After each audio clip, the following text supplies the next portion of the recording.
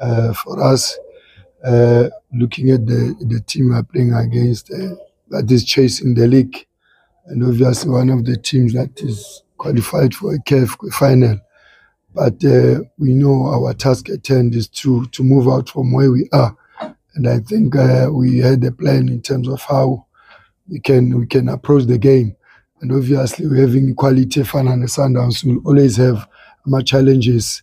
And yes, indeed, we did manage to deal with some of the situations in the field, and because of their quality, you make mistakes, they punish you. And that's what happened in the goals that they've considered.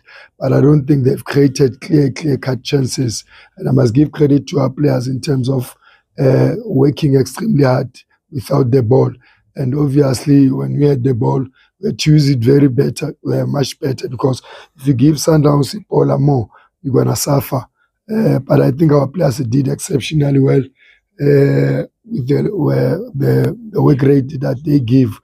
And yes, we didn't create much chances in our play.